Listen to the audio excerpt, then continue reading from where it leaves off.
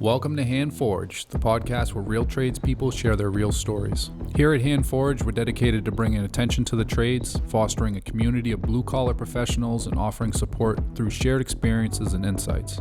Each episode will dive deep into journeys, challenges, and successes of our guests. Whether you're a seasoned pro or just starting out in the trades, you'll find valuable tips, inspiring stories, and practical advice to help you navigate and thrive in your career. So grab your tools and get ready to be inspired. This is Hand Forged. What's up, everybody? Welcome to episode number 6 of the Hand Forged podcast. We're here with Lisa DiAntonio of Green Park Studio. She's an interior designer. She also has a patent pending on some pretty cool little, what do you even call them? It's an adjustable curtain rod bracket. I have a name for it. I'm going to copyright it. All right. We're not sharing the name yet? I could. It's a play on words. All right. Like level it, but it's levelette. All right. I like it. Yeah. So pretty cool. I'm excited to have her on. Me and Lisa met through Mark Collier Home Improvements, who was our guest number 2 on the podcast. He's actually going to be co-hosting the podcast. Oh, cool. So he's going to do some like on job site podcast type stuff and kind of create some content on the job sites. So like we'll launch the podcast on a Monday and then have Mark do like a Wednesday or a Thursday of like on the job site. This is what we're working on. Oh, cool. Yeah, I thought it'd be pretty fun. I think I like that. Yeah, I brought Mark on and he was like, I got to do it more, man. Like I got to come on more. I got to do this. I'm like, all right, we'll figure it out. It's an addiction now. Yeah, he loves it. So funny. At Seacoast Cabinet, Raleigh, Mass., we offer a full range of services from design to installation, tailored to residential and commercial applications. We carry 3 lines of American-made cabinetry to fit any budget, ensuring that you get the best quality and value. For more information or a free quote and design, head to seacoastcabinetne.com. So we met through Mark Collier. We've done a couple of projects together with Seacoast Cabinet. One of them is my all-time favorite, which was your own personal house, the beautiful lady on Morton. If you follow us on Instagram, I've shared it quite a bit. That project was just so cool to me. I love antiques. I love old stuff. Like I used to do antique restorations and like I've always just absolutely loved older homes, and seeing kind of how your house started and what it ended up as was just like one of the coolest projects that I've been involved in. I just absolutely loved it. What you did with the floor plan, what you did with the kitchen, what you did with all the rooms, and like still utilizing some of the older stuff that was there, and like, just everything that you did about that place, just still my all-time favorite. And I'm not just blowing smoke, I swear. I tell everybody all the time, it's still one of my favorite projects. So why don't you tell us a little bit about you and kind of your company now and kind of what you have going on? Sure. So Green Park Studios is interior design. I'm a one-woman show, which sometimes that's good, but I actually crave working with other people because I like being with people. Yeah. But I worked as an engineer at the Gillette company forever. Had kids, stopped working, and I wanted to be creative. I've always been a creative person. I actually started off printing fabrics, digital printing custom fabrics for people. Oh, no way. I didn't know that. Yep. And I had a website and had equipment, but I felt very tethered to the equipment and I wanted to be out and about and a little more creative. So I sold the equipment off and I always wanted to do design work because I've always had a design mind. So I just started taking on clients and it grew and it grew. I've done some really great projects and then COVID hit and it kind of stopped. Yeah. And, I was like, I really want to work with other people. So I've kind of like evaluated, do I want to stay doing design work on my own? Do I want to go work for somebody else? And then ultimately we ended up buying the house on Morton Street. And at that point I knew that was going to be full time for me. So I stopped doing client work and took that on 100%. At first we hired a general contractor to do the job. I knew I would be heavily involved, but he kept me at a very long arm's length. And I wasn't comfortable with that. And just the communication wasn't great. I got my first invoice for the demo and it was 3 times bigger than the estimate. Oh, Jesus. And it was never communicated. And just the communication was really bad. So we let him go. And I took the whole project over. Because that's when I dug right into hiring my own subs, got the permit transferred over. And I got the project re-going again in 3 months. And I actually ended the project probably 3 or 4 months sooner and a lot less money spent. Yeah. And it was fun. Right. So actually, while I was doing the project, my husband went out and he bought me all the books to study for the to get my own GC license. Yep. And I did the prep class online and I went to take the test and I was like, is this what I really want to do? I'm like, do I really want to be a four woman on a job? And I just wasn't really what I love construction. Yeah. I love being around construction, but I really like the planning and the design part of it. Right. Like, I don't want to have a bunch of subs working for me and have to be on the job site every day and And babysitting. babysit, put out fires. Like, Yeah. I just didn't want to do that. But like my actual love is the layout of it. Like if you're demoing walls and you're putting in new windows and you need a new floor plan, and I love like picking out tile and lighting and all the stuff that stays within a house versus picking out your sofa. So I was kind of reevaluating, okay, what do I do? Like I love doing that. And I thought about kind of transforming my business to being a consultant for somebody who maybe had a general contractor but wanted another person to bounce things off of, like I'm in their court. Right. But then I was working on my renovation and then I came up with my product. So I kind of put a hold on all the design work, but except right now, a friend of mine is opening a store in Andover, a boutique wine shop. So I'm helping her. They're completely demoing and renovating that place for her shop. So I've been helping her with the design on that, and doing retail is really fun. Yeah. Yeah, it's funny that I remember when that stuff happened with the general contractor and you kind of took things over, I was like a little nervous for you because it can just be a nightmare, right? Like in New Hampshire, you don't need a general contractor's license. And I used to do some contracting work and it's such a nightmare sometimes just trying to babysit grown men and making sure people show up on time and stay true to what they say they're going to do. Yeah. And, it's just, I couldn't do it because for me, if I say I'm going to be somewhere at a certain time, I'm going to be there. If I say I'm going to get a job done, I'm going to get the job done. If I say this is what the price is and that price changes, I'm going to have that conversation, right? And be like, hey, this is why the price changes. But 90% of the guys out there don't do that, So it's trying to deal with that, manage them, manage the work that we're doing, manage the communication with the client. It just... it was a nightmare. So when I knew that you jumped out and kind of let go of that general contract, I was like, oh man, I hope that she's going to be all right. But I'm glad I did it because as a consumer, anybody who hires a general contractor, you really do need to be on top of what's going on. Oh, for sure. A lot of people just let go and let whatever happens. But I'm not that. I need to know what's going on. And when you get a bill 3 times bigger, but at the end of the day, we found out he was having personal life issues. Gotcha. His project manager, who is basically the glue for his company, left. Oh. And then that person left and his business fell apart because he wasn't a business person. Right. He was more the face of the company. Yep. So I in a way, I'm we didn't go after him for the money because we knew he didn't have it. And I knew at the end of the day, we were going to make up on the other end. Right. So we just my husband and I are let's just he can deal with his stuff. I don't want because you go after him for the money he took, you're really ruining his family, his wife, his kids.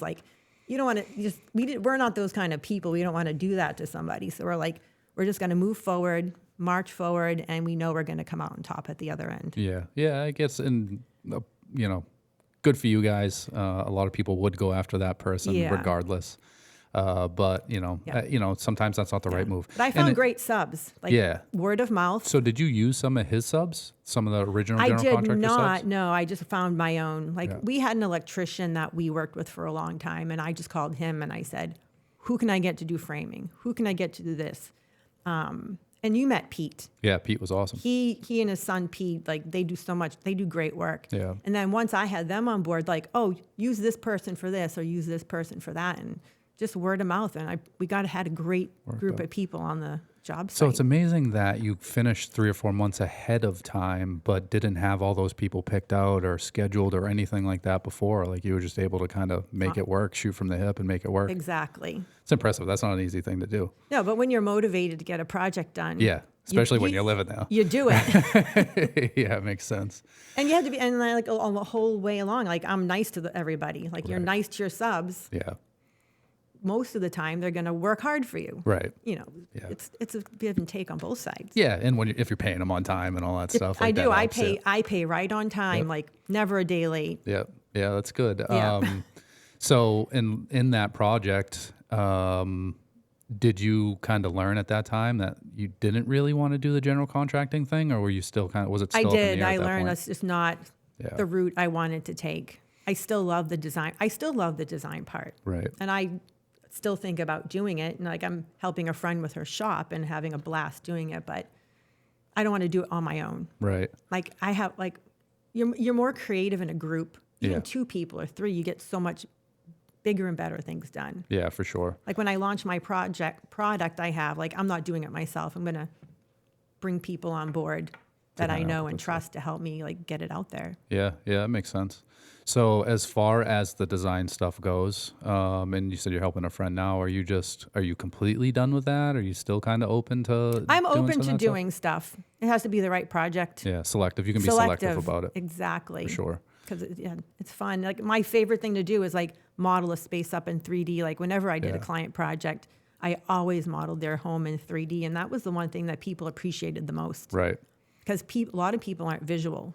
Like they can't see, or you have to put the size of the chandelier in the room or the pendant, and then they can get it. They know, because a lot of people buy a light and they're like, oh, it's too big. Yeah. Right. But like the spatial stuff doesn't work for some people. So I think the 3D modeling is key. And for me, that's fun. Yeah. Like I could Yeah. do it all day long. I've seen you use SketchUp. Yeah. It's impressive.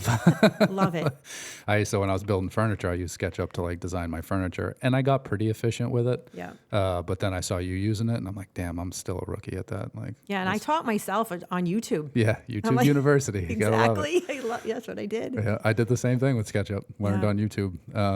SketchUp's a great product for designing and stuff. I love that it has like a lot of quirks and stuff. Yeah. It took me a little while to figure out some stuff.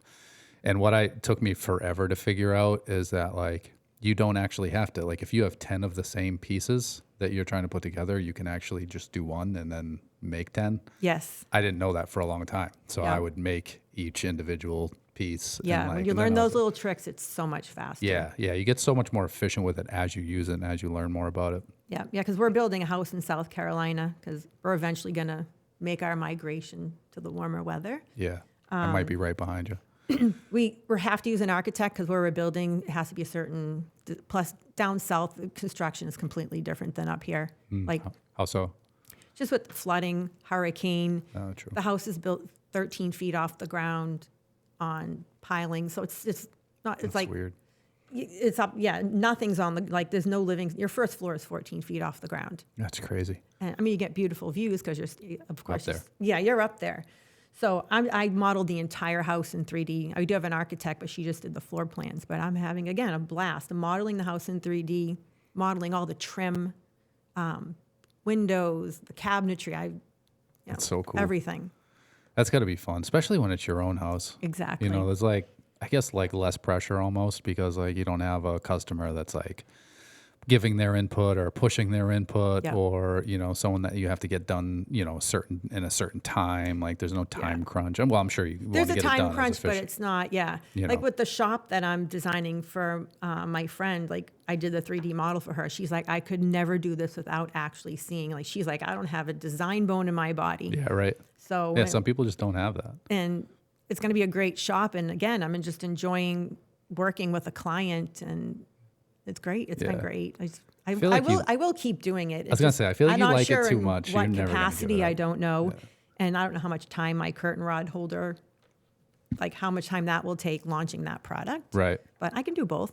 Yeah. Yeah. I Yeah. mean, once that's up and running and Yeah. selling, then, you know, you kind of open yourself up to, that's kind of what's nice about retail. It that, like, is. it kind of sells. Well, it's like when you're a designer and you're on your own, every hour you work, you have to make money. Like to make money, you have to work Right. every hour. Right. But with a product, Yeah. someone else is making them. So Someone- you're sleeping and you're making money when you Right. sell a product Yeah. versus working with your hands, and every moment you work is the only money you make. You Yeah. can't duplicate yourself. Yeah. And it's just like an alternate means to revenue, you know, money coming Exactly. in to kind of help fund other things, Exactly. which is cool. So as far as, you know, doing the design stuff, Cause like obviously our audience is a lot of blue collar. And I feel like I don't have any general contractors that we work with that really do any kind of like 3D modeling or 3D, plans Yeah. to like show customers, right? A lot of times they talk about like, this is what we're going to do, or they'll draw up a floor plan, or like if we're doing the kitchen, then we can at least do the kitchen portion of it. Correct. But like most of the house, they don't really have like somebody or any kind of means to like do a design for Yep. that stuff. So if you say with your friend's shop, right? Like how much time do you put into designing that space in 3D? It's time consuming. Yeah, I There's a bet. lot of time going into creating a 3D model. You got to get out there and you have to measure the space. And sometimes you have to go out again just to double check measurements. Yeah. But if it's just for the client to get their kind of general appreciation, like it's not used as a construction document, you can be off a half an inch somewhere. It doesn't have to be exact. Yeah.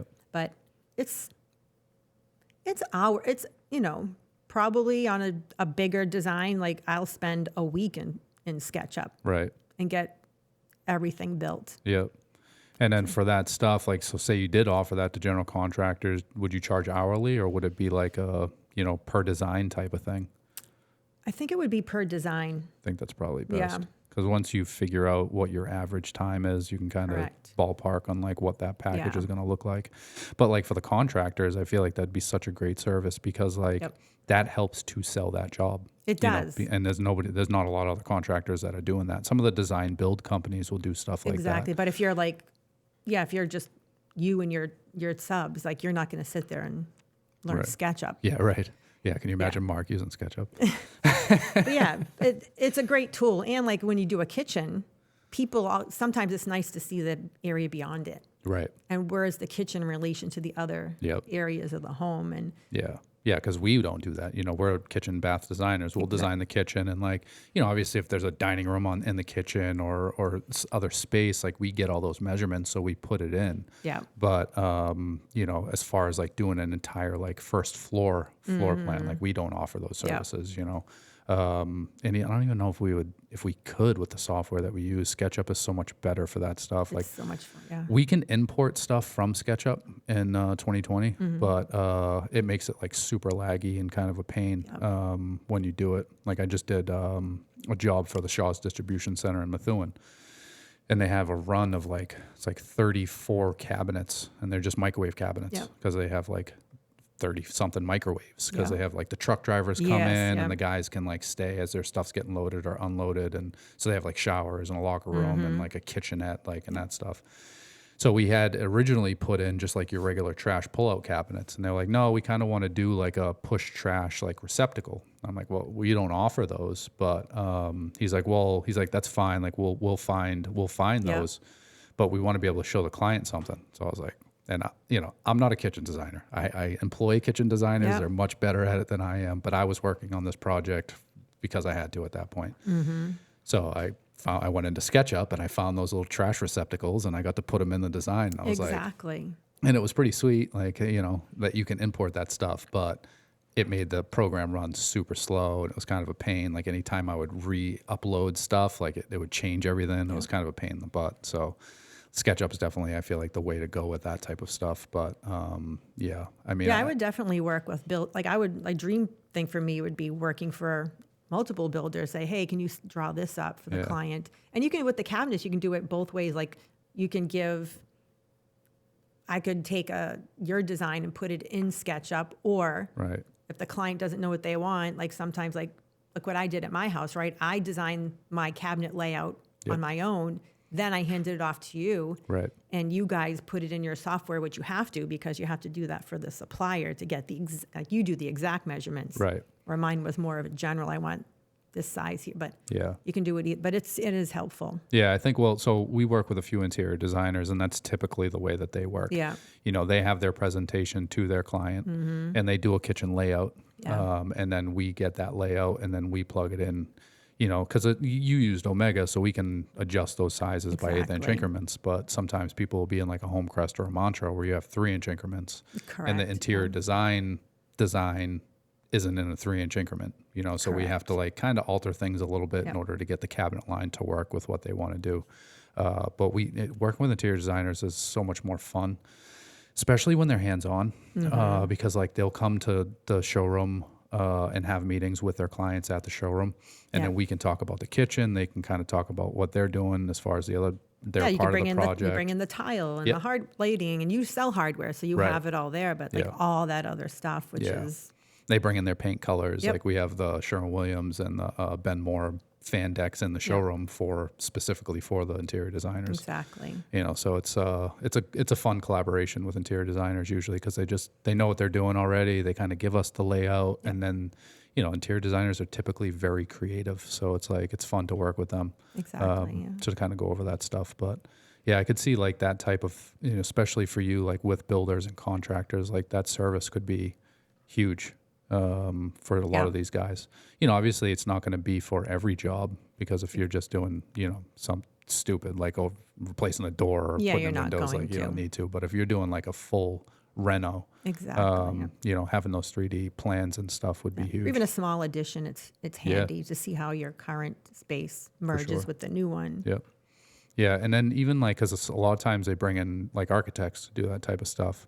But again, the architects are not designers. Like they're going to tell you kind of what works as far as framing and like, you know, building code and all that type of stuff. But they're not like creative like interior designers are. Yeah, I didn't even use an architect on my Morton Street renovation. I made plans, and then I went directly to the engineer, and he did all the structural plans. Yep.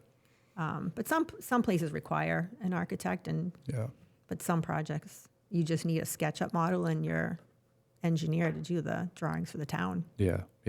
Sometimes you got to get stamped by an architect. Exactly. All the time. Yeah, that's cool. So that's fun. How's the house going in South Carolina? Where are you at with that? We are finishing the design plans, because I have to use an architect because it's just they require it in the community we're building. So we're almost done with the design is done, but my architect is putting all the dimensioning for the construction documents together. Yep. But we're waiting for interest rates to drop. Yeah. Because I listened to the podcast with Chris. But yes. Oh, yeah. Yep. So I listened to that, and like as soon as he started talking about rates, I'm like, okay, how long does he think rates are going to start going down? It's going to be a little while, I think. Yeah, I think so too. It's funny because we talked about it after the podcast. Like rates are still low, you know, if you're looking at the big picture. Yeah. But compared to what we've seen over the past few years, I have a mortgage on Morton Street, and it's like 2.something%. Which we'll never see again. We'll never see. Yeah, and then most people say that we'll never see it again. But yeah, I mean, probably the better idea to kind of wait if you can. Mm-hmm. Do you what is the housing market like down there right now? Do you know? I think it's crazy. Yeah. Building is going on everywhere. Yeah. It's ridiculously expensive still. Yeah. I think anywhere though, building a house is ridiculously expensive. Yeah. Yeah. But down where I'm building, it's $1,000 a square foot to build a house. Ouch. Yeah. So I'm trying to be as creative as possible. Yeah. To get that down to 800. You know, you're trying to get 800's a deal in the Charleston area in certain parts. Yeah. And then you also have to be careful of like trying to go cheap and then ending up with the wrong contractor. Yeah. Yeah, which is the hard part. Yeah.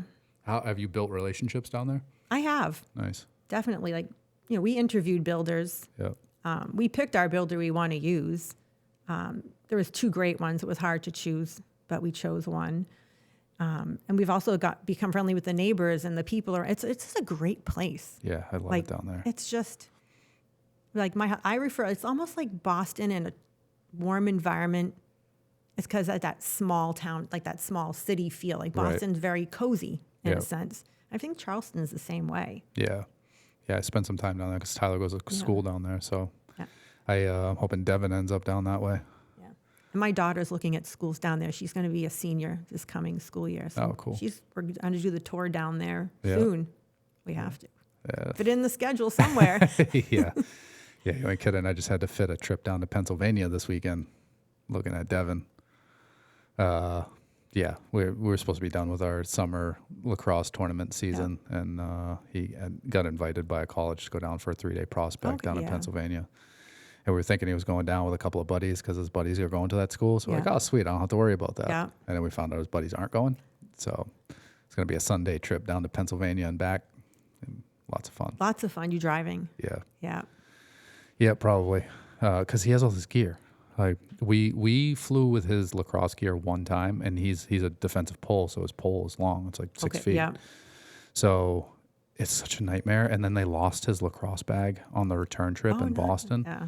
And like, there's a lot of money in that bag. Yeah. You know, and like, you know, everything's broken in. It's all stuff you use. Did you put an air tag in there? No, but if we do it again, it's Yeah. probably the route we'll go. But yeah, it was just such a nightmare. And then Boston lost it, and lady was like, "Oh, we'll go down to this room. We'll go down to this office," and like we're running around Logan. Now, mind you, I've been traveling all day. Like I'm tired. I just want to get home. Like I'm trying to find his friggin' bag, and then they were like, "Oh, well, doesn't look like we got it." I'm like, "This is fucking bullshit." Yep. So I started looking around, and there's like all these offices downstairs, and they have like glass windows and stuff. Yep. And I ended up getting up on a chair, and I looked over the blinds in this one room, and his bag was sitting in his room by itself. Isn't that crazy? So I go back upstairs. I'm like, "Hey, I found it." And then, you know, it took an hour to find the guy that has the key to that room. And then like, you know, so I'm like, I'm never flying with this gear again. This is stupid. We're just going to drive everywhere. Just drive. Yeah. So, but yeah, sorry, off topic. Off but topic. Yeah. Yeah. Good old South Carolina. Yeah. Cool. So, you know, that's, I guess, you know, talking about your design stuff and kind of where you've been and kind of how you got into it and all that stuff. But let's talk about your little thing going on. Yeah. Here, So like your curtain rods. So during the renovation of our house in our dining room, I found this really great wallpaper. I love it. It's hand done, and it's like it's modeled after historical wallpapers. And I didn't want to put holes in the wall. Yeah, but and it's gorgeous. I saw it all. And so I wanted to hang drapes. And, you know, you rip all the walls off and you put new sheet or blue board up and you plaster it. And it's like such a nice, I'm like, I don't want to put holes. Like even hanging pictures, I cringe. Yeah. I know I have to do it. And I know I can just like paint over it and fill in the hole if I move the picture. But I'm like, okay, how do I hang the curtains without putting holes in the wall? Mm-hmm. So then I hopped on to SketchUp.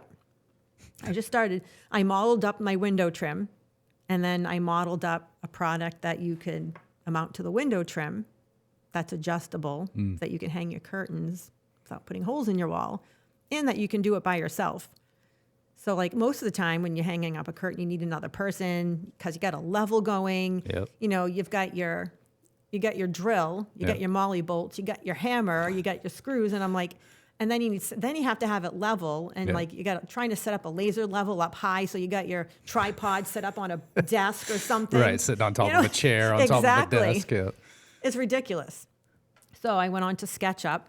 I'll grab the product, so I modeled this product. So it's two parts. So this base sits over the window trim. Yep. So you can adjust it side to side.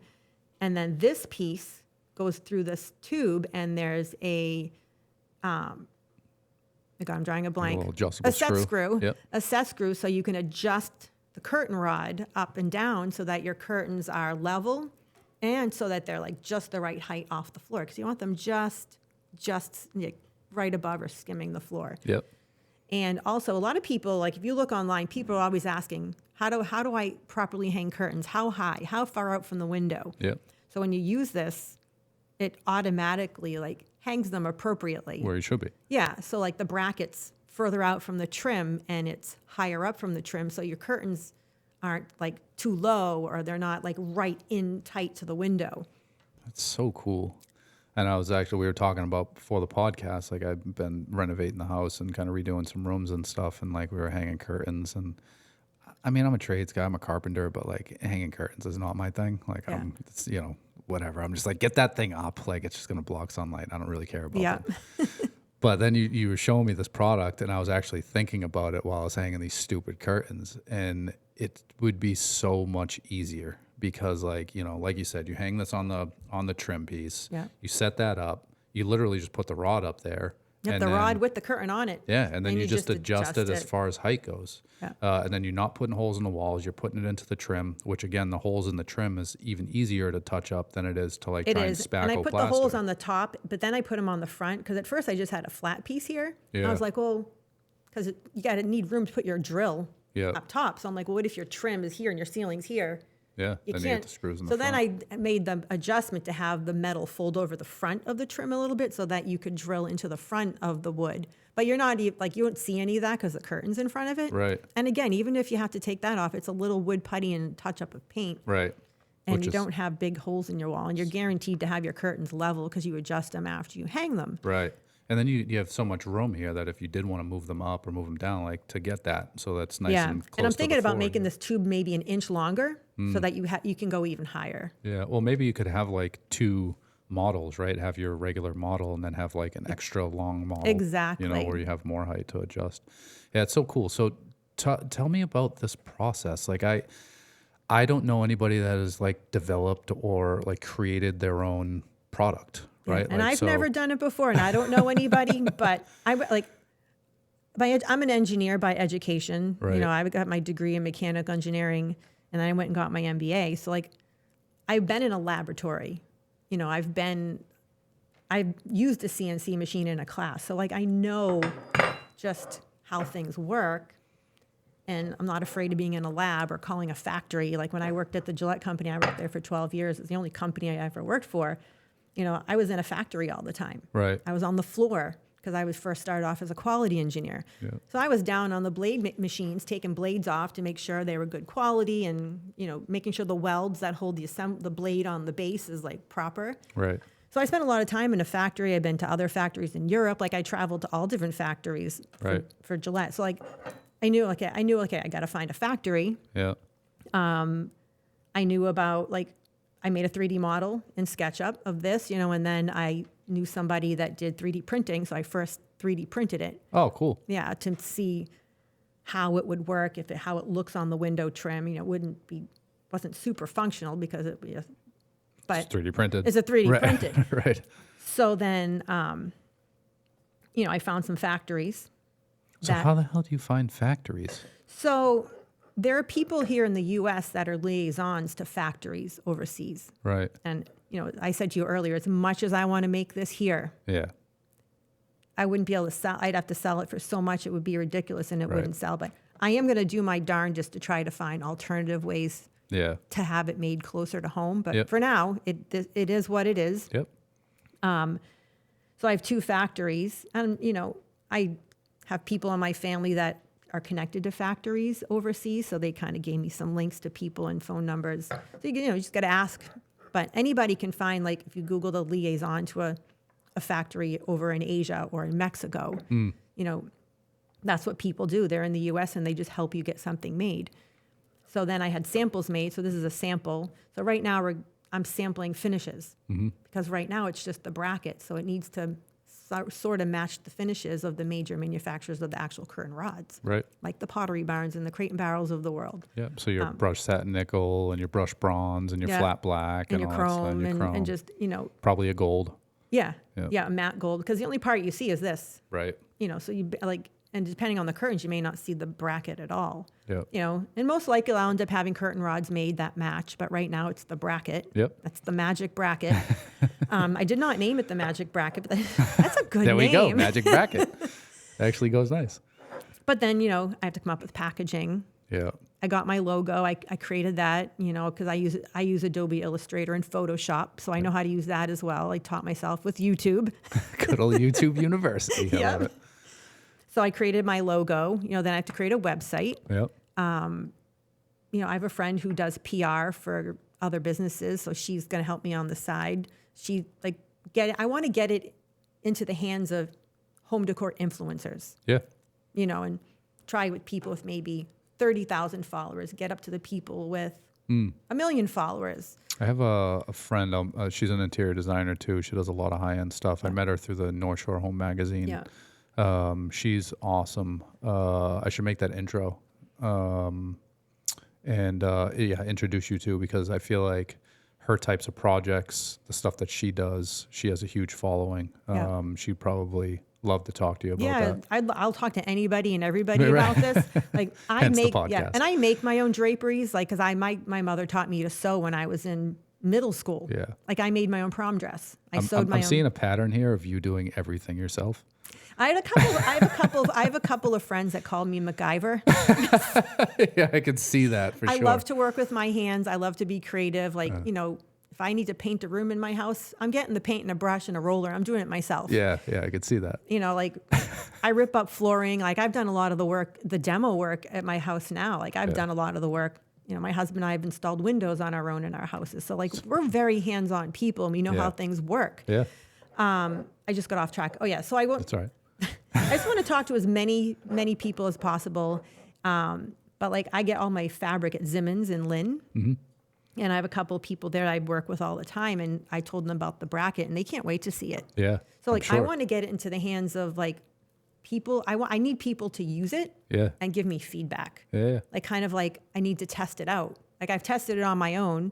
I had a couple girlfriends visit me this weekend, and they went home with a couple sets of That's brackets cool. to hang their own curtains. Yeah. So I got to make up the instructions, Yeah. have them follow them to make sure they work. Yep. Just make sure it works. Make Yeah. sure it's easy for everybody to use. Like sure. I think it's easy to use, but just because I think it's easy to use doesn't mean everybody would. So I want to get that feedback. Yeah. Yeah, for So- sure. Yeah. And that's, just figuring it out, I guess, right? Like, it yeah, I is. mean, you know that you can do it, but you're very hands-on. Like, what is somebody going to do that's not very hands-on? Is it Yeah. that easy for Yeah, them? somebody who says they're clumsy and I've never used a drill before. Right. Like that's the person I need to give this try. to Yeah. try it out. Yep. So as far as the process goes, right? So you kind of made your model in SketchUp. You had a 3D model made, 3D printed. Yep. And then how do you get it from that 3D model that you have to being manufactured? Do you send them the 3D model? No, I just sent them, I sent them the computer version, not the actual. So I sent them I export my SketchUp model into something that they can use. Yep. The people in the factories over there, like, they can make anything. Right. I mean, you send them a flat drawing, like just a regular side view, top view, front view, and they can make it. That's crazy. It is crazy. So that they charge you for your samples? They do. Yeah. Well, one factory didn't, and one factory did. Right. So it all depends on the factory. Right. The most money I've spent so far on getting this project going is with my patent lawyer. Yeah. Oh yeah. By I can far imagine the that. most. And that wasn't even a ton. Yeah. But it's been minuscule so far getting Right. these, like a set of, I think 6 samples, like 3 pairs. I think I was charged like $500 That's crazy. from the factory, and that included the air shipping. And then if you have it made in bulk, so I assume like once you get everything ready and everything set, you're Yep. gonna buy a ton of them and have them make a bunch. Yeah. How many units do you think? Again, I think depending on the factory, but like I would say, I think my next step is to get it into all those users. Yeah. And like, so I probably maybe would do 100 sets. Right. And then if everybody's like, wow, this is great, I love it, then I'm going to go and order maybe 100 of each color finish. Yep. And get the website, get them on the website, get into the hands of like workrooms, people that make drapes. Yep. Like they're all over the country. Right. Like get these into the hands of the people that make draperies for people. Because the guy at Zimmons, he said a lot of people will come in, they'll make their drapes for them, and it's not cheap. And then they'll be like, oh, I'll just hang them myself, try to save myself some money. Right. He says most of the time they come back and say, can you please hang these for me? So the guy at Zimmern was like, I would sell this. He Right. already said he would sell it. Yeah. He's like, people would use this, and then it would be easy for them to hang their own drapes. Yeah. It's so practical. It's practical. So practical. Yeah. Yeah, I love it. I love the idea that like, you had a problem, you had an issue, you realized it was a problem, and then you were like, I could make something better. Yes. And then like, you take the SketchUp, you make this thing, and then you Yeah. get the 3D printer going, and Yeah. and now you're talking to factories and all that stuff. Like I that's know it's exciting. It's fun. it's Like, cool. to me, It it's sounds fu- fun. To me, Like it's now fun. I want to make some shit. I know. It's like anybody can make something if they really want to. Yeah. You have a good idea, just make it. So how does the whole patenting thing work? Because like, so you made the 3D model, you had this factory make these for you. Like, is there a risk there that they take your idea? Well, in China, you can risk them. Yeah. So I'm patent pending, but even if you tell somebody, they're going to make it anyway. So you actually Yeah. get to find it. Like, it's not like, oh, it's patent pending, I'm not going to reproduce it. There's a Yeah. lot of not very honest people out Well, there. and that's the thing is they could shrink this up by 1/8 of an inch. Well, the patent is very loose, but not loose. Right. So like the way they write it, there's like no specific dimensions. Huh. It mounts to the window trim. It's 2 parts. It's adjustable left to right. So it's written in a way that even if you changed how it looked, because there's also a utility patent and a design patent. A utility patent's a lot harder to get. So what's the difference? Utility patent is how actually functions, and the design patent is how it looks. Oh, I didn't realize there was two different types. Design patent's a lot easier to get than a utility patent, but I applied for both. But the utility patent is the key. Who do you apply? Where do you apply? You have to find a for patent. You find a patent lawyer, and they do all the work for you. They write it up. I sent them drawings, but they write everything up. They submit it. Huh. How long will it take before you get your It can patent? take a year to get a patent. That's crazy. Yeah, And is there a chance that you won't get the patent? there is. So what would happen in that case? Or why would you not get a patent? I guess if they found something that was very similar. But like your patent lawyer, before they take you on, they do a major search, and he couldn't find anything. Yeah. So he said, I couldn't find anything, so we're going to move forward. Right. I guess it's a risk you take when you design a product. Right. But as long as somebody's doing their homework and kind of making Yeah. sure that there's nothing else Yeah. out there, like, I mean, chances are pretty good that you get the patent. Yeah. And so what? So the attorney kind of puts all this stuff together. Where does it go to get approved for patent? The U.S. Patent Department, I guess. I don't know what it's exactly called, but it's a government entity. Of course it is. Yeah. Of course, it's a government puts. I mean, their you hand can in go online and search patents. Whenever any patent is out there, you can search for anything. So when I thought the idea, I went on and I searched, and I didn't find anything that resembled. Huh. Yeah, you just got to keep deep diving in the search, all different keywords, That's everything. So cool. The whole process is just interesting to Yeah. me. All right, so 3D, you send the file over to the factory to see if they can produce it. I assume they give you a quote on how much it would be. I mean, So they tell you, what it would be to make your samples. You get your samples, and then I'm in the process of getting final pricing of volume pricing. Like, what would it be for 1,000, 5,000, 10,000? Right. Now you get a break. You get a break, but once you get to really high volumes, usually the breaks stop. It's all the same price. Right. Once you get to a certain point. But yeah, then it's the packaging, yeah. the website. So what is the But the packaging hardest part's process? the marketing. That's the hardest part. No, that'll Letting be- people know you exist. That'll be easy. So the packaging, there's going to be probably one type of packaging. It's just going to be a box with my logo printed on it, because I want it to look nice. Right. Because Well, presentation is huge. And I know my customer is going to be mostly women. So it's got to That's appeal. sexist, Lisa. Yeah. It's got to appeal to, that's just, it is what it is. It's mostly the women going out to buy their curtains and curtain rod holders. Yeah, it ain't me, I'll tell you that Yeah. much. So I want it to look nice, but it can't be expensive. Yeah. So it's going to be just a simple box like that. The instructions, protect the product. But I think, my goal is to be in Lowe's and Home Depot and Amazon. I can put it on Amazon the moment I have a box. Yeah, but you have to have a certain amount of inventory in order to do that. Because if it blows up on Amazon and you get an order for 1 million of them, and you don't have 1 million of them, then Amazon's not going to be happy with and you. And then my husband was like, you should submit it to QVC. That's so many people shop on QVC. Yep.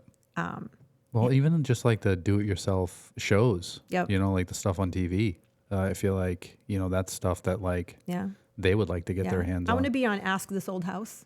There you What go. is this? You know how they sit there in a group? Yeah. What do you think this is? What Yeah. does it do? And have them all guess. But no, I'd like to get it in the hands of This Old House people and be on the show. So am I the first person to talk to you about this? You are. Oh, Very sweet. first See, person to talk about We're going it. to be the pioneers. So Yes. when you're famous and this multi-millionaire rolling around in a bunch of money from this cool patent that you penned, I can say that we had her on first. We had it on the table before it was even out there. Right. And it's recorded. So nobody It could is. even Nope. Yeah, it's documented. Yeah. That's Yep. awesome. So we're going to be famous. Hope everybody's ready for it. Yeah. So that's cool. So there's the packaging, there's an instruction. So you're going to create the instructions. There's not an instructions lawyer. Nope. Okay. Well, I mean, I don't know. I You gotta hope be- not. I don't think there is. Because all it's going to take is somebody to read your instructions and put a screw through their finger, and then they're going to sue you. Yeah. So I don't know how that works. I'll just write, don't harm yourself while installing this Right. product. Do not eat this. You got to put that in there. Don't eat it. Don't eat it. Exactly. So do you find a company that does the packaging? No, well, I have a bunch of tabs open on my computer right now of companies that you can buy shipping boxes that are different colors with printed on the outside, on the Right. inside. And there is one company I found that'll do a one-off. Huh. That's one box is $40, but I want to do a sample of just a white box with my logo, and like my logo is just going to be like an off black, just very simple. Yep. Or I'll do a craft paper looking box with like a white logo. So I want to do a full mock up of the product, everything, like And how the a packaging. customer would get it Yeah. with the packaging. Yeah. So they, say you have 1,000 of them made, right? They ship them to you. You're planning on individually like putting these things in I boxes. don't think and so. Well, at the beginning, I think I will get Have to. the boxes. Yeah. But if volumes increase quickly, which I hope they do, Yeah. I'm going to send the boxes over to where the product is made, or maybe they'll have the box made there. Right. They'll have the box all you have to do is tell the factory, put it in the box, get the box, make it, put it in the box, and send it to me in the box. Yeah. Oh, could you probably have them send it directly to the customer too? I could, but I don't know if that works. I might want to hold my inventory here. Yeah. Yeah. It makes sense. Yeah. Yeah. That's wild. Yeah. So when do you think this thing will like get going? Like when? I'm hoping with it, like, I have to get my website done. Yeah. I'm just, like I said, I'm using Shopify right now because it's basic. But if things get bigger, I think I'll probably do something different. But I'm hoping in a few months I can actually have a website, have product in the box. Start selling them. Yeah. But that's, I think it's an eager goal, but I'm going to try to do that. I mean, I've been working on this for a year. Yeah, I remember when you first started telling us about Yeah. it. We were at Takes the a- house. takes a that was long when time. We were there for photos, I think, is when you started telling us about it. Yeah. And I remember Dee was like, "These things are awesome." Yeah. Like, she was going to use them. So, So that's cool. That's cool. It's Yeah. cool to see the, I love, I don't know. I love this type of stuff. I love when people like have this issue, right? They have a problem. They're like, I can fix this. Yeah. And then this idea happens, right? And then you like, go through this process that you're going through and like kind of figuring stuff out as you go. And like, I think it has potential to like do something big, yeah. like and be able to sell a ton I of them. feel like it does. And everybody I share it with says, like, that's amazing. Yeah. So what is your plan as far as marketing? I know you talked about trying to get in front of some influencers and having some people talk about it. Like what else are you going to do? Most of it right now I think is going to be B2B. Yep. So I'm going to hit the road, make calls, but I also may do like kind of a media kit. So I'm going to have a friend of mine who does PR help me create the letter and what is in the media kit. And my plan, I think, would be to send an email to the person or the group or whoever it is and say, hey, I have this product, I'd like to send you a sample, see what they write back. And if they said, yeah, of course, then send it out and just send out as many sets as I can to, hopefully, I have to do my research like bigger companies. Right. So it's a lot of research at the beginning. Like, who do I send it to? Right. There's also, like you said, Amazon, like my own website, and then you got to work on the SEO and get it out there. And Right. I'll probably have to create an Instagram account for it Yeah. and, get that going. Get people talking about it. Mm-hmm. Yeah. I'll make the introduction to 8 Waves because they do all the SEO stuff too. All right. Cool. And they're just a good resource. You can use them as little or as much as you want. Yeah. They're awesome. Michelli is one of the owners over there. She's one of my favorite people on the planet. She's Awesome. super, That'd super be nice. great. And they do the SEO for my website, and it's been pretty crazy how much they've been able to do and drive traffic. And there's so much about SEO that I had no idea about. To me, it's like SEO is in my category as crypto. Like, Yeah. I don't understand. Like, Yeah. it's both like, Yeah. I don't even want to learn about it. That's one Yeah. of the things that I would like to Have somebody else do. have somebody else do. Yeah, I did the same thing because I didn't know anything about it. And then, in doing it, I've been doing an SEO campaign for, I think, 8 months now. Mm-hmm. And what they do for me is like every month they put together a report that tells me what they've done, shows me all the statistics for the month and all that type of stuff. And it's been awesome to watch it grow. Like it's grown a lot. As far as like how many clicks we've gotten and how many people have like called the showroom because of it. And you can see where they're coming from. You can too, see where they're right? coming from, and then they like the way that like they have all these backlinks. Like, and I didn't know what a backlink was, but they put my website on like these different websites, Yeah. and it's like you're creating this like huge spider web that like Exactly, your site is on, and like then they create blogs. Yeah. And I didn't know what the hell I know what a blog is, but I didn't know what it did. And they create all these blogs with all the content that we Yeah. have, and then like they put all these blogs all these different places, and there's like just hundreds of sites and blogs Yeah. that they put us on. So like every month they get us on like new blogs, new Yeah. sites, and then they send over the report Yeah. that shows like all the stuff that they've done.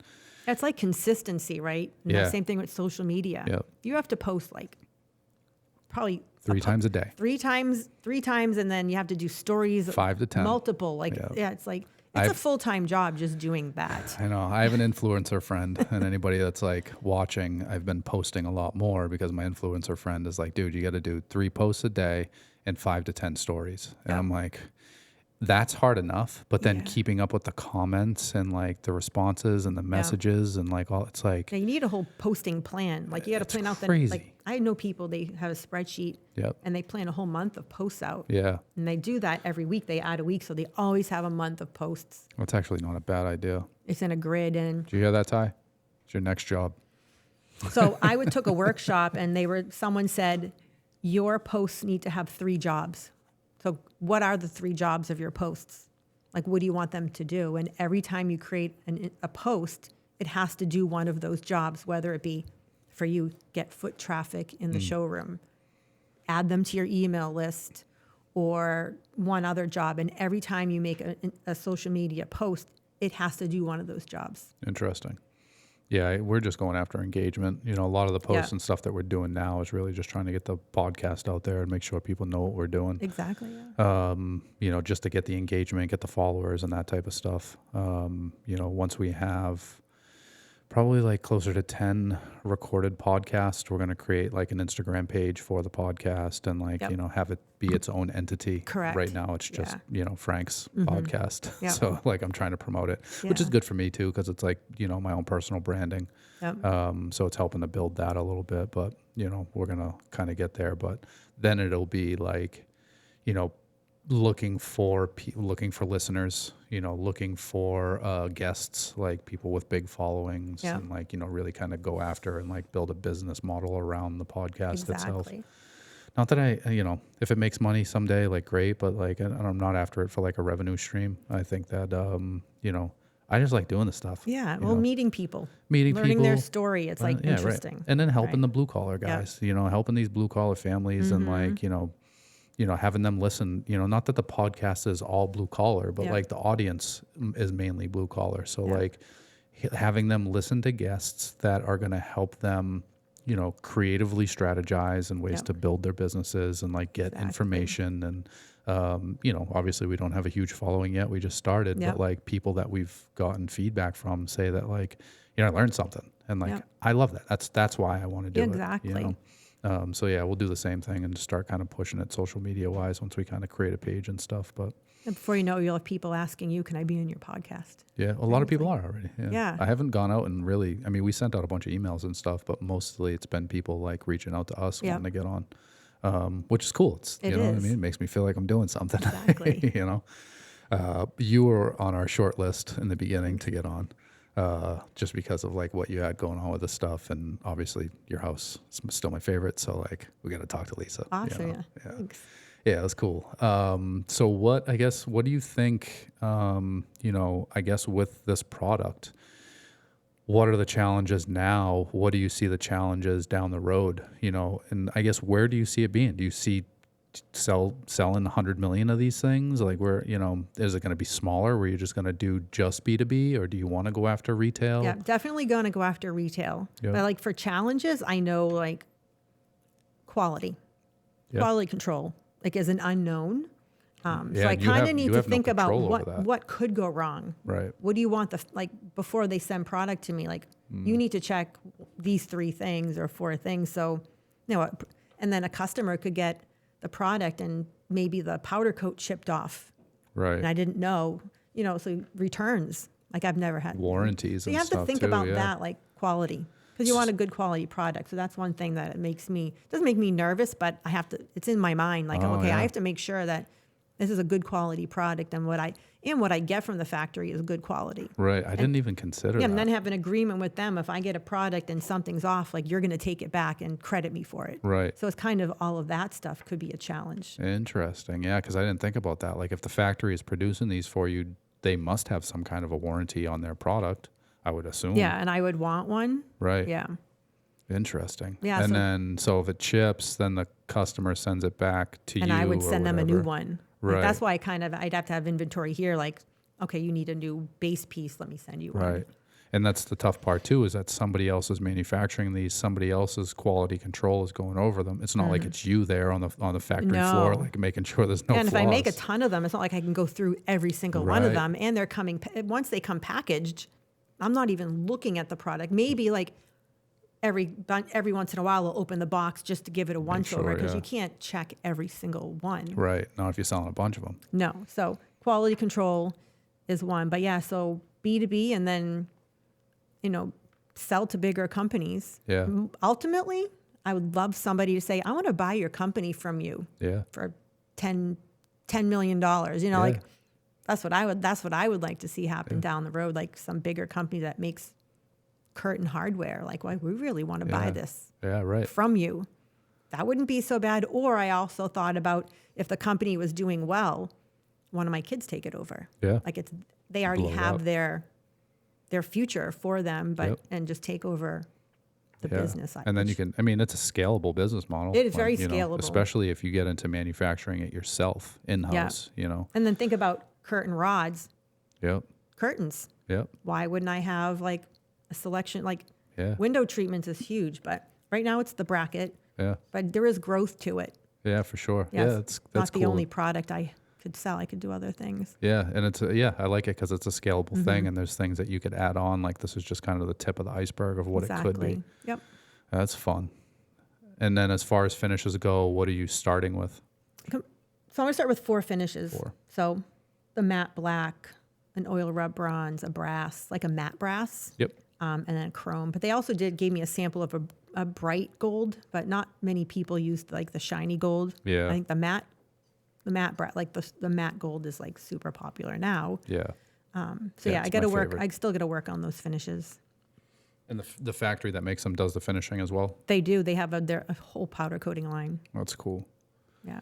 Heck yeah. Yeah. And then what about like the tools for it? Like, are you gonna have the It'll factory include, make? yeah, so it'll include the screws Yeah. matched to the color of the product, and then a small Allen wrench. Little Allen You know, how wrench. you buy anything, you get a little Yeah. Allen wrench with it. Yep. So it'll be everything will be there. That's so cool. Yeah. I want to make something now. Yeah. Even if it's something stupid. Exactly, right? Like, I want to patent something. I think it's cool because like it's just, we talked about a little bit, like retail is just like an alternate means of revenue. Like you just, it's selling itself. Yeah. Obviously you run in the company, you have to work on the marketing, you have to advertise, you got to Yeah. get it in the right hands, which is also a really fun thing. Yeah. Like, once you have these things, like going out and finding those companies that you could sell it to, Yeah. and like building those relationships and like that part Exactly. of business I love. Yeah. And building my own team, I look forward to doing that. Yeah. Like working with a whole team of people to like get it out there. Yeah, you have like a customer service manager and Yeah. like a shipping person. And Exactly. that's cool. Pretty soon you have like a big warehouse full of these things. Yep. Yep. That's the goal, to have a warehouse. Yeah, Yep. I can see it. Yep. That's cool.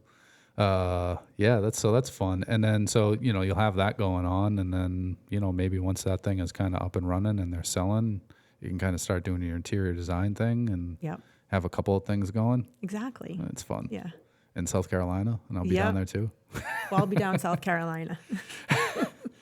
Yeah, John, we're moving the podcast to South Carolina. I didn't tell you. Yeah. John's down. So what kind of, I guess, in doing this, I know you're doing a lot of the stuff yourself, like you have the manufacturing going. What kind of help do you see yourself needing down the road? Like as far as kind of, I guess, all of it, right? Like you're getting it manufactured, you're getting it shipped. Like as far as the marketing, as far as the advertising, as far as building the website, as far as like, the customer service side of things. And like, I assume there's going to be some kind of like a helpline, like, or some way for people to reach out that can't read the instructions or something like. Yeah, I think like for that, I think it like direct people to I'll put a QR code on there. I would do a video too of like mounting it. Yep. But like, I think most of my help is just going to be spreading the word out there in the marketing. Yeah. Because if no one knows your product exists, Right. no one's going to buy it. That's right. So it's really getting it out there and letting people know it's there. Yeah. Well, and I feel like at some point you're probably going to need an office manager. Yeah. Because like what, I guess thinking about it business structure wise and just knowing you, like sales is going to be your thing, like going out Yep. and meeting people and selling the product. But once the stuff starts selling, obviously, I assume you're probably going to want someone to manage that side of things and like deal with the shipping and the receiving and deal with the Definitely. funds and all Inventory. that type of stuff. Inventory, All the accounting. all the accounting. Yeah. I mean, I guess a lot of that stuff you can outsource too. Like you Yeah. don't even really need. Yeah, and you have QuickBooks you can use at the beginning, but Right. when you get bigger, I would love to have a problem where QuickBooks isn't good enough, to manage everything. The problem with QuickBooks is that it's so expensive. And they give us a lot, Yeah. but like the amount of money that I send to QuickBooks for Is- them to process like yeah. our estimates and our invoices is outrageous. Yeah, I use and then QuickBooks too, and then and they it gets still a lot. charge me monthly. And I'm Yeah. like, aren't you making enough money off of each sale I make that Yeah. you don't have to charge me monthly anymore? Yeah.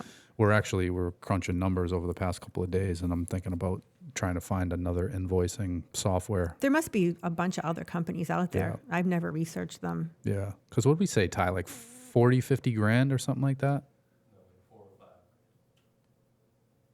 No, that's like a month. Oh, like in total? Yeah, like annually.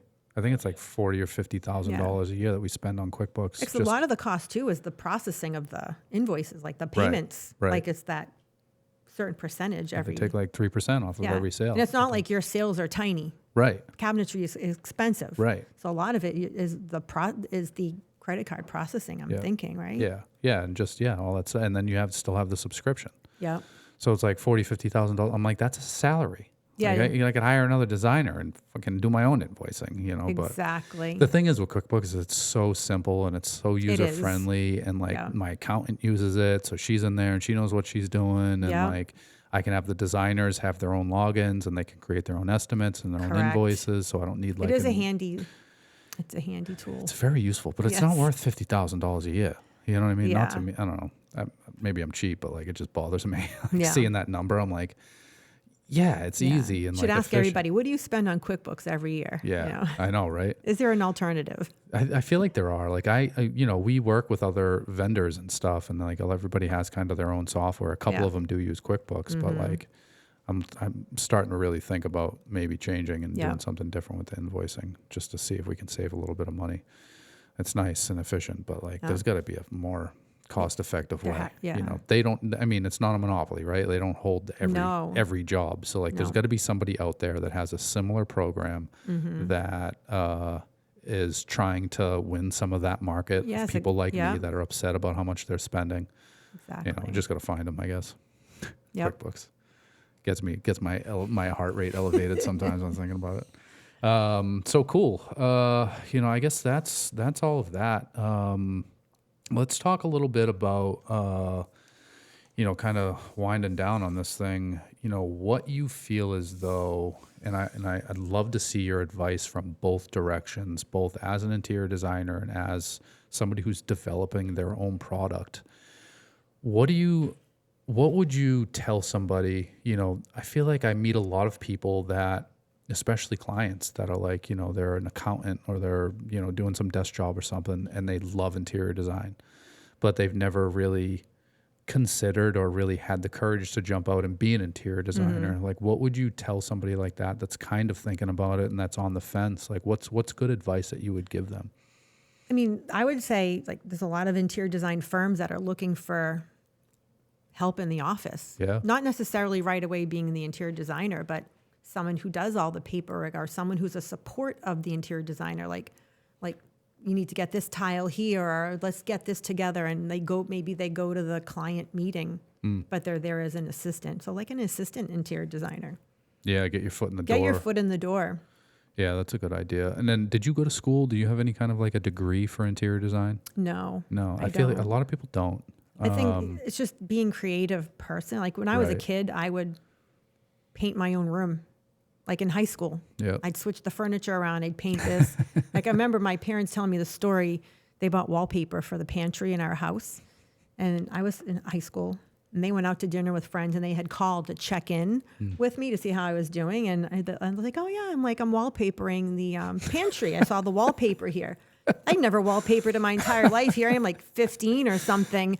And my mother, like as I was older, she's like, I was so nervous to come home that day Yeah. to see what the wall, but How'd it come out? It came out, she said it came out great. I remember we moved out of that house when I was in third grade, but Right. they said I did a great job. That is a riot. But I think you just have to be fearless. Don't be afraid to have somebody say, no, we don't need anybody. Like, Right. you can't get you can't get something if you don't ask for it. Right. Yeah, and I guess you don't have to have the degree, and that's something I was hoping that you Yeah. were going to say is that like you didn't go to school, Yeah. you didn't get some kind of Some degree. firms require the degree, and that's great, and they're very successful. Like, Yeah. but there's a lot of people out there who need the help. That Yeah, if you're good at it, and you're passionate, and you're creative, and you're passionate, and you're a good person, and you're Right. a hard worker, Yep. and you have to be good with the customer. right. Yeah, Like, you can't make the customer feel bad about what their house looks like. right. If they come up to me like, oh, what do you think about this? If I don't think it'll match, I'll say it to them. Well, you say it in a nice way. Yeah. You just don't want to make your customer feel bad. You always want to make them feel good. Yeah, and you also want to make them feel involved. Like a lot of Exactly. customers want to be involved in They that do. process, you Yeah. know. So like, and that's why I usually tell people that like, interior designers and general contractors are worth their weight in gold on projects because like they just are more creative and kind of know what works, what doesn't work. And they do this for a living. Like they can save you a ton of money. They might cost you a little bit up front, but they're going to save Exactly. you in efficiency and headaches and some money Yeah. in the end.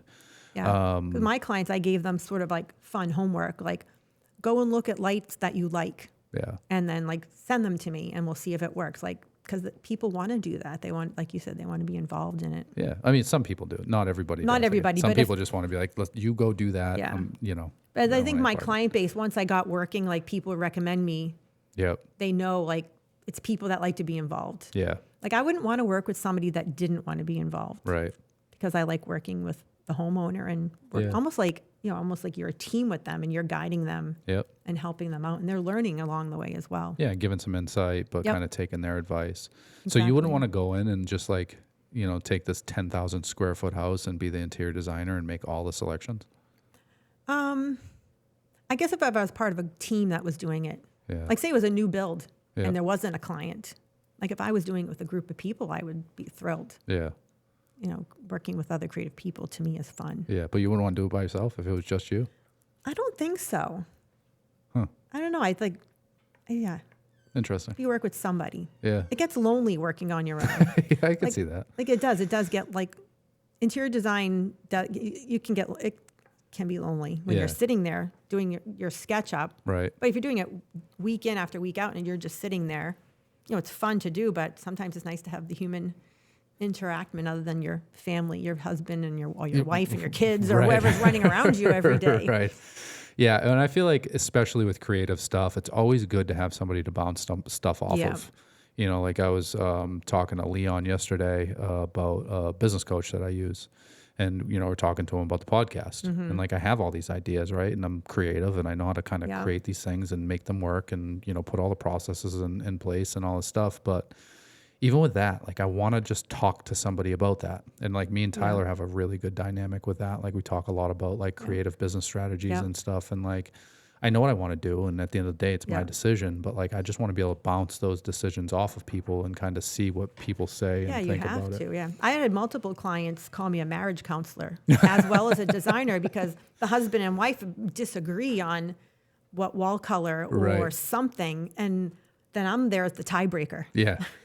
Yeah. And that's again, Yeah. that's one of the things I tell people is Yep. that's why they're worth their weight in gold. Yep. Because like if you and your husband or you and your wife can't agree on something, Yep. the interior designer is going to help in making that decision. Exactly. They're going to be able to give you data to be able to make the Yeah. right decision on kind of what you Because guys are I had a talking client once say, "Okay, do you like this or this?" And I'm like, I know it was like the husband and the wife. I'm like, don't tell me who. about. Right. Then I would give my opinion, and Yeah. then they would like, "I told you." I love that.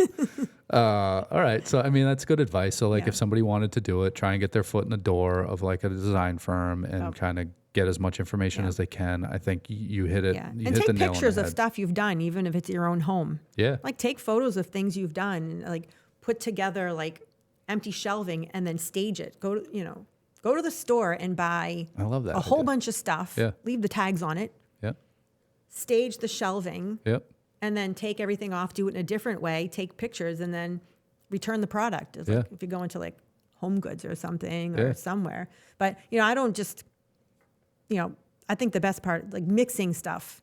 Yeah. Like you can't just go to one store. Like, I mean, for me, it takes me months to put something together because it's not like you just buy a bunch of stuff and throw it up there. It's more, for me, my spaces are more curated. Right. I have to find a vintage piece that looks like this, and I'll go to thrift stores, vintage stores. I'll go to a yard sale. I'll look online for items. Yep. You know, and mixing the old and the new. I mean, that's like what makes a space, I Right. think, personal. Yeah. You know, and mix in your grandmother's.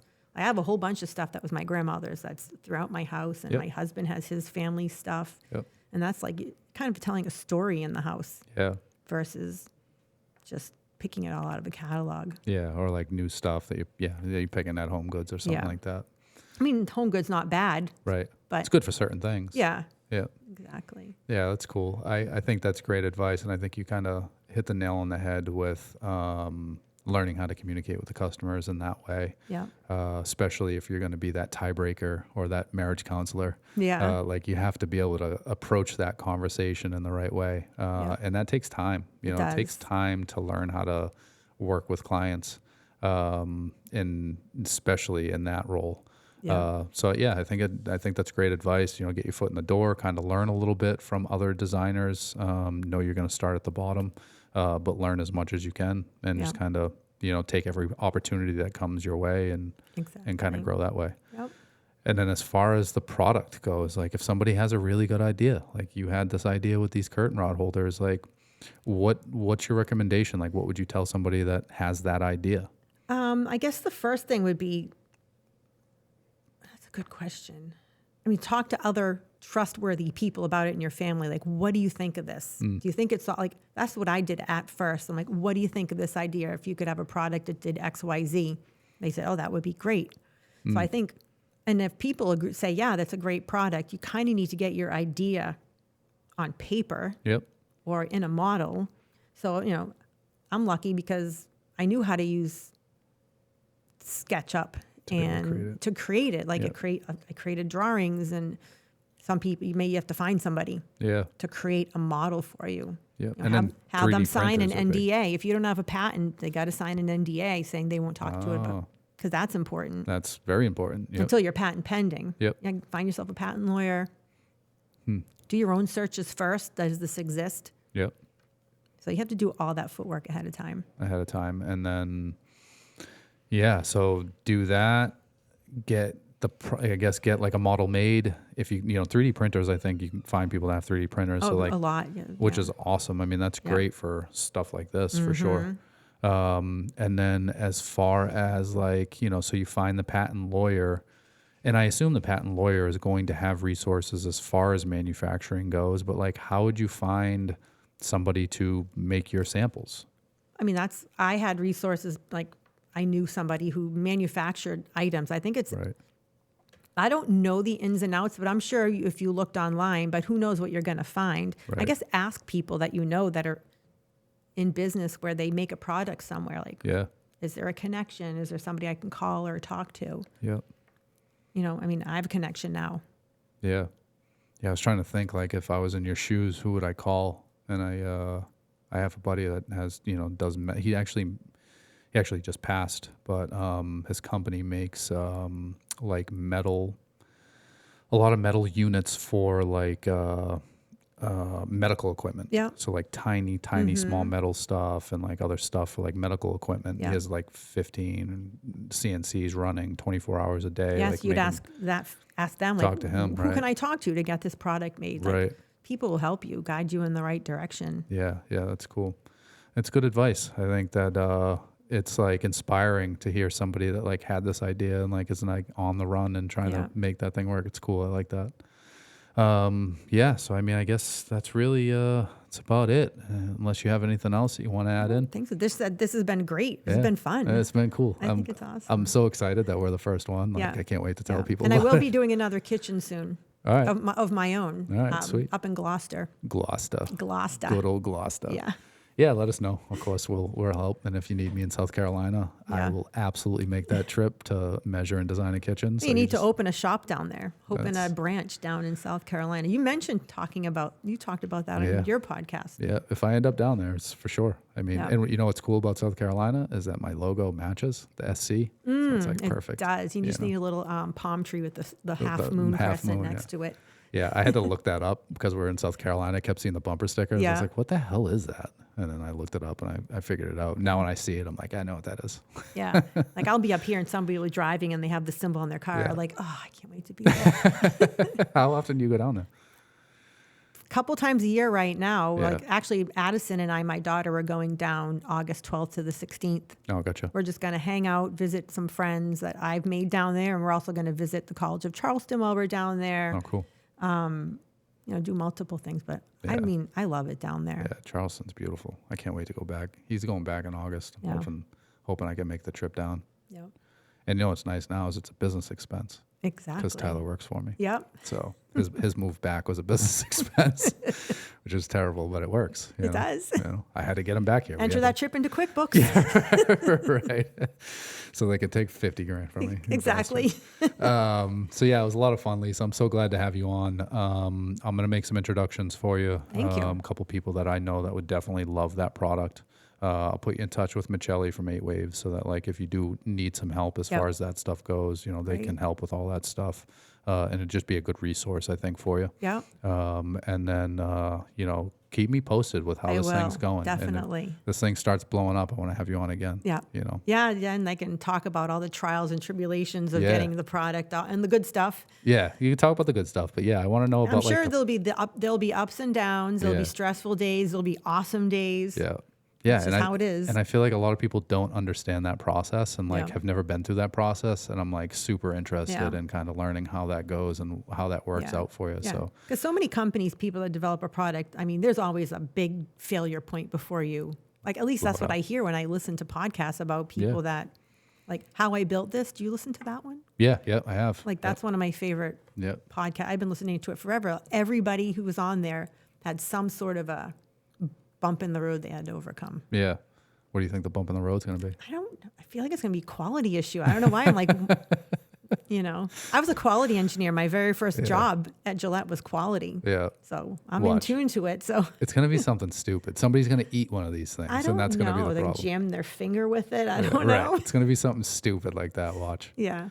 We'll see. Yeah. We'll Cool. see. Well, I'm looking forward to having you on again and seeing how Thanks. this all goes. And again, thank you for coming on today. Appreciate Thanks it. for having me. Yeah, no problem. All right. See everybody later. Bye.